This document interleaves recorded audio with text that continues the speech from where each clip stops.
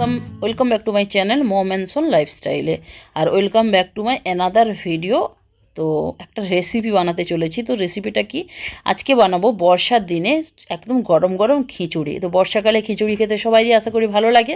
তো আজকে আমি একটু খিচুড়িটা অন্য রকমভাবে বানাবো। তো চিকেন খিচুড়ি, তো চিকেন দিয়ে বানাবো। তো প্রথমে নিয়ে নিয়েছি আতপ চাল। তোমরা চাইলে বাড়ির চালও বানাতে পারো, বাট আতপ চালে কি হয়, খিচুড়িটা চালটা সিদ্ধ হয় তো খুব সুন্দর করে, খুব ভালোও লাগে খেতে। আর তোমরা চাইলে কিন্তু মানে গন্ধরাজ চালও নিতে পারো। তো আমি নিয়েছি আতপ চাল, তার সঙ্গে নিয়েছি কিছুটা পরিমাণে আলু নিয়েছি, আর নিয়েছি চিকেন। আর চিকেনটাকে ম্যারিনেশন করে নিয়েছি হলুদ, লঙ্কা, তেল আর লবণ দিয়ে, আর একটু দিয়েছি ভিনিগার। তো দিয়ে ভালো করে ম্যারিনেশন করে নিয়েছি। আর হ্যাঁ, চিকেনে দেখো পিসটা কিন্তু একটু ছোটো ছোটো করেছি, যেমন নর্মাল মাংসর কাটা হয়, মানে সেভাবে কিন্তু করিনি, একটু ছোটো ছোটো করেছি। তো যাতে কি হয়, সেদ্ধটাও ভালো হয় আর খাওয়ার সময় প্রত্যেকটা মানে বাড়ি আমার মুখে পড়ে, সেই জন্যই কিন্তু এইভাবে কেটে নিয়েছি। আর পরিমাণ মতো চাল আর পরিমাণ মতো ডাল, যতটা চাল নেবে ঠিক ততটা পরিমাণেই কিন্তু ডাল দেবে, তবেই ভালো লাগবে খেতে। তো আমি দেড় কৌটো মতো চাল নিয়ে নিয়েছি, আর এখানে দেড় কৌটো মতো ডালও নিয়ে নিয়েছি। তো এইবার চালটাকে ভালো করে ধুয়ে নেবো, আর ডালটাকে আমি একটু অল্প তেলে ভেজে নেবো। তো এই দেখতেই পাচ্ছ সর্ষের তেল দিয়ে দিলাম। তো অবশ্যই সর্ষের তেলে রান্না করার চেষ্টা করবে, এতে কি হয়, রান্নার টেস্টটা আরও দ্বিগুণ বেড়ে যায়। আর অল্প পরিমাণে মসুর ডাল নিয়েছি, মসুর ডালটা দিলে টেস্টটাও খুব ভালো হয়। তার সঙ্গে খুব সুন্দর কিন্তু বেশ একটু মানে মানে মানে একটু মানে খুব শক্ত হয়ে যায় না খিচুড়িটা, একটু গ্রেভি গ্রেভিও থাকে। তো সেই জন্য অল্প পরিমাণে মসুর ডাল নিয়েছি, ঠিক কৌটোটা 3/1 ভাগ নিয়েছি। তো এবার তেল গরম হয়ে গিয়েছে, এতে আমি মুগ ডালটা দিয়ে ভেজে নেব।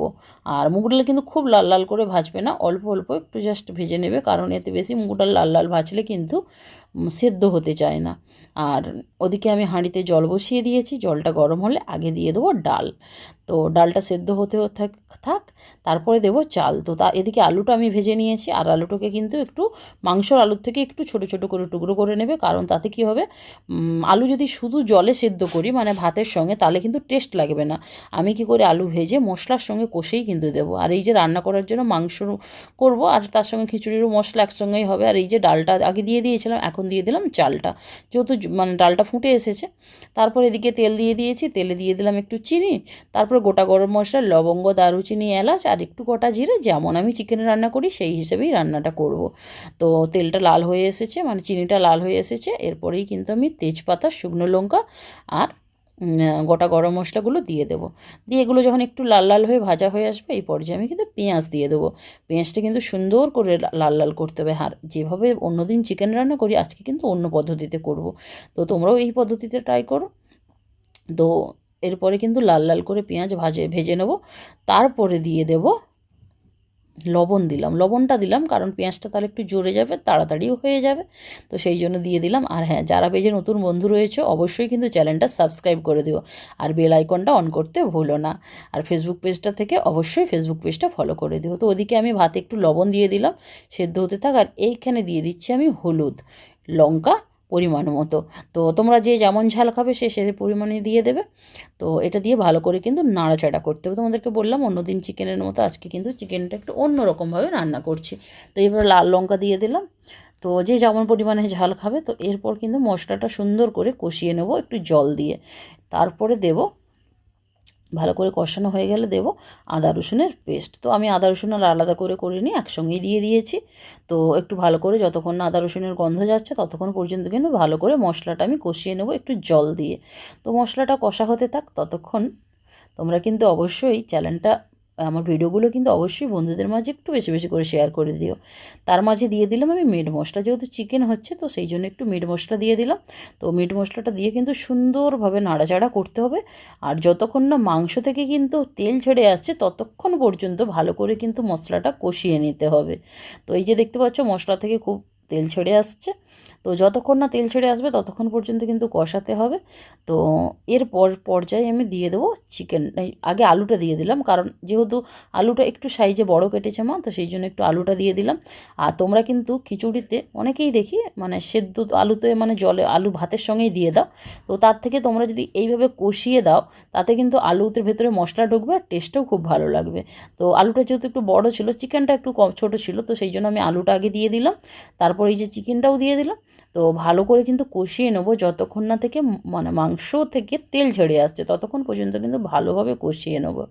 আর ওদিকেও কিন্তু চালটা সেদ্ধ হতে থাকবে, একই সঙ্গে দুটো কাজ হয়ে যাচ্ছে, আর রান্নাও কিন্তু চটজলদি হয়ে যাবে। তোমরা অবশ্যই এইভাবে ট্রাই করো, আশা করি ভালো লাগবে খেতে। আর লবণটা কিন্তু পরিমাণ মতো দেবে। তো চলো রান্নাটা হতে থাক। আর কে কোথা থেকে আমার ভিডিও দেখছো তোমরা কিন্তু অবশ্যই কমেন্টের মাধ্যমে জানিও। তো তাহলে আমারও ভালো লাগবে, আর তোমরা যদি আমাকে একটু কমেন্ট করো তো আমারও ভালো লাগবে ভিডিও বানাতে, আরও আমি উৎসাহিত পাবো। তো এরপরে একটু জলটা দিয়ে দিলাম, আর দিয়ে দিলাম টমেটো। তো তোমরা অল্প করে টমেটো দিয়ে দেবে, আর টমেটোটা আরেকটু আগে দিলে ভালো হতো। তো আমি ভেবেছিলাম দেবো না, মা বললো একটু টমেটো দিতে, তো সেই জন্য টমেটো দিয়ে দিচ্ছি। আর আজকে কিন্তু কোনো খিচুড়িতে সবজি দিচ্ছে না, যেহেতু আমি চিকেন দিয়ে রান্না করছি, তো সেই জন্য কিন্তু কোনো সবজি দিচ্ছি না। তো তোমরা চাইলে সয়াবিন বড়ি দিতে পারো, সয়াবিন বড়ি দিলে কিন্তু ভালো লাগবে, তবে চিকেনের তখন টেস্টটা আলাদা হয়ে যাবে। তো সেই জন্য আমিও সয়াবিন বড়ি দিলাম না, শুধু চিকেন দিয়েই খিচুড়িটা বানালাম। তো একদিন আমি সমস্ত ভেজিটেবল দিয়ে বানাবো, তোমরা যদি চাও অবশ্যই কমেন্টে জানিও, তাহলে আমি আরেকদিন চেষ্টা করবো সমস্ত ভেজিটেবল দিয়ে খিচুড়ি বানানোর। আর তোমরা কে কোনটা পছন্দ করো, চিকেন দিয়ে খিচুড়ি না ভেজিটেবলের খিচুড়ি, কোনটা পছন্দ করো? আমার বাড়িতে বেশিরভাগই সবাই কিন্তু চিকেন দিয়ে খিচুড়িটা বেশি পছন্দ করে। আর গরম জল বসিয়ে দিয়েছি, কারণ এতে কিন্তু আমি পুরো রান্নাটাই করব গরম জলে, কোনো ঠান্ডা জল দেবো না। ঠান্ডা জল দিলে যে কোনো রান্নার টেস্ট কিন্তু কমে যায়। তো সেই জন্য মাঝখানে গরম জল বসিয়ে দিয়েছি। তো 3 বার্নার গ্যাস ওভেনের এই একটা সুবিধা, জলদি করে সবটাই হয়ে যায়। তারপর এই যে দেখতে পাচ্ছ পরিমাণ মতো লবণ দিয়ে দিচ্ছি। লবণ আমার মাখানো ছিল অল্প পরিমাণ, তো এখন একটু দেখলাম লবণ লাগবে, তো সেই জন্য লবণটা দিয়ে দিলাম। আর দেখো পুরো কষানো হয়ে গিয়েছে, আর একদম কিন্তু খিচুড়ির হাঁড়িতে আমি এটা ঢেলে দিলাম। বাস এবার একটু হাঁড়িটা ফুটতে থাকবে, জলটা ফুটবে, আর এখানে একটু জল দিয়ে দিয়েছি, কড়া ধুয়ে ভালো করে জল দিয়ে দেবো। আর এই যে খিচুড়ি কিন্তু কন্টিনিউ এবার নাড়াটাড়ি করতে হবে, নাহলে কিন্তু নিচতে লেগে যাবে। তো এই যে দেখতে পাচ্ছি আমি কন্টিনিউ নাড়ানাড়ি করছি। আর এদিকে বসিয়েছি ছেলেরটা, ছেলে কি হয় একটু ঝাল খায় না, তো ওর জন্য আলাদা করে বানিয়ে দিচ্ছি। তো এই হাঁড়িতে ছেলের হচ্ছে, তো ওটা কাশ্মীরি লঙ্কা দিয়ে বানিয়েছি, মশলা একই সঙ্গে করে নিয়েছিলাম, ওটা তুলে নিয়ে তারপরে আমাদের ঝাল লঙ্কা দিয়েছিলাম। তো যাই হোক, আর এদিকে কিন্তু জলও ফুটে আসছে, আর পরিমাণ মতো তোমরা যে যে পরিমাণে খাবে সেই পরিমাণে একটু জল দিয়ে দিবে। আমাদের একটু পাতলা পাতলা পছন্দ হয়, খুব যে মোটা, কারণ সন্ধেবেলাতে কী হয় রয়ে যায়, তো সন্ধেবেলাতে তখন একটু টাইট হয়ে যায়, সেটা ছেলে বা বাড়ির কেউ পছন্দ করে না। তো সেই জন্য আমাদের একটু জল দিয়েছি, কারণ এটা একটু ফুটবে।